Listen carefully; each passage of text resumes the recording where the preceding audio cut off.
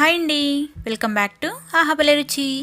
ఈరోజు మన ఛానల్లో అమ్మమ్మల స్టైల్లో చామగడ్డల పులుసు ఎలా తయారు చేసుకోవాలో చూద్దామండి. ఈ చామగడ్డ పులుసు చాలా రుచిగా ఉంటుంది. ఇష్టం లేని వాళ్ళు కూడా ఇష్టంగా తినేయచ్చు, అంత బాగుంటుందండి. ఈజీగా తక్కువ మసాలాలతో చేసుకోవచ్చు. మరి లేట్ చేయకుండా ఎలా తయారు చేసుకోవాలో చూసేద్దాం. ముందుగా అయితే చామగడ్డలు ఒక పావు కేజీ వరకు శుభ్రంగా మట్టి లేకుండా కడిగి తీసుకోవాలి. ముందుగా ఈ చామగడ్డల్ని ఉడికించుకోవాలి. అందుకోసం స్టవ్ ఆన్ చేసి కొన్ని నీళ్ళు వేసుకోవాలి గిన్నెలోకి. ఆ గిన్నెలో ఈ దుంపల్ని వేసుకొని మీడియం ఫ్లేమ్లో ఒక 10 నిమిషాలు ఉడికించుకోవాలి. 10 నిమిషాలు ఉడికించుకుంటే చాలండి, మనకి ఇవి చక్కగా ఉడుకుతాయి. ఉడికిందో లేదో ఒకసారి ఒక దుంప తీసుకొని ఒక టూత్ పిక్ కానీ దేంతో అయినా ఇలా కుచ్చి చూస్తే చక్కగా దిగిపోతుంది కదా. 80% కుక్ చేసుకోవాలి, మరీ మెత్తగా కుక్ చేసుకోకూడదు. ఇలా ఉడికించిన వాటిని పైన పొట్టు తీసుకొని ఇలా ముక్కలుగా కట్ చేసుకొని పెట్టుకోవాలి. ఇప్పుడు స్టవ్ ఆన్ చేసి ప్యాన్లోకి ఒక 2 టేబుల్ స్పూన్ల ఆయిల్ వేసుకోవాలి. ఆయిల్ వేడయ్యాక దీనిలోకి ఒక పావు టీ స్పూన్ మెంతులు వేసుకోవాలి, 1 టీ స్పూన్ ఆవాలు, ఒక పావు టీ స్పూన్ జీలకర్ర, అలాగే పచ్చనిపప్పు 1 టీ స్పూన్ వేసుకోవాలి. మెంతులు వేయటం వల్ల ఇవి చాలా టేస్టీగా ఉంటుందండి పులుసు అనేది. ఒక ఎండుమిర్చిని కూడా కట్ చేసి వేసుకోవాలి.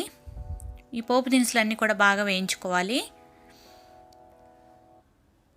ఈ పోపు దినుసులు బాగా వేగాక దీనిలోకి కొద్దిగా కరివేపాకు, అలాగే దంచుకున్న ఒక 10 వెల్లుల్లి రెబ్బలు వేసుకోండి.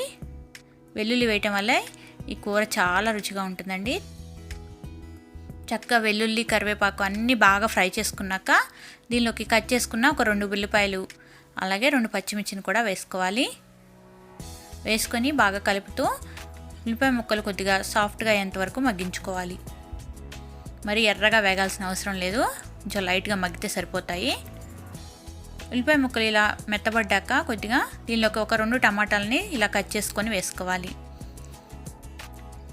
మూత పెట్టేసుకొని టమాటాలని మగ్గించుకోవాలి ఒక 2-3 నిమిషాల పాటు. 2-3 నిమిషాల తర్వాత మూత తీసి మరొకసారి బాగా కలుపుకొని, టమాటాలు చూసారు కదా ఇక్కడ మెత్తబడిపోయాయి, ఇలా మెత్తబడితే సరిపోతుందండి. దీనిలోకి ఒక పావు టీ స్పూన్ పసుపు, ఒక 1.5 టీ స్పూన్ వరకు కారం వేసుకున్నాను. మీరు తినే కారాన్ని బట్టి చూసి యాడ్ చేసుకోండి. అలాగే 1 టీ స్పూన్ ధనియాల పొడి కూడా యాడ్ చేశాను, ఆ వీడియో క్లిప్ మిస్ అయిపోయింది. అలాగే రుచికి సరిపడా ఉప్పును కూడా యాడ్ చేసుకొని ఒకసారి బాగా కలుపుకోవాలి. ఉప్పు సరిపోకపోతే తర్వాత కూడా చూసి యాడ్ చేసుకోవచ్చు పులుసులో. ఆ తర్వాత మనం ఉడికించుకున్న చామగడ్డ ముక్కలు ఉన్నాయి కదా, వాటిని కూడా యాడ్ చేసుకోవాలి. మొత్తం వేసుకున్నాక ఒకసారి బాగా కలుపుకోవాలి.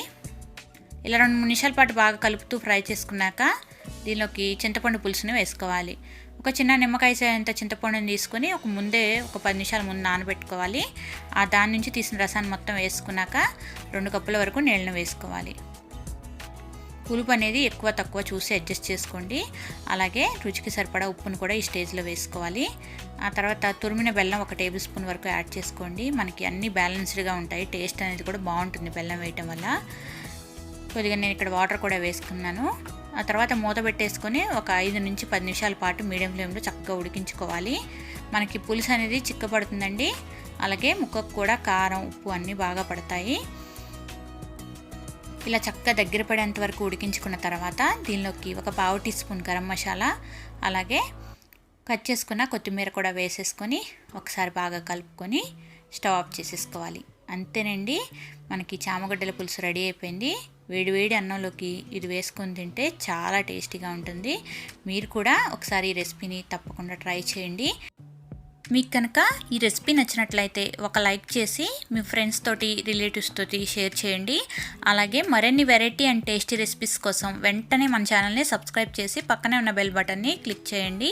Thank you for watching.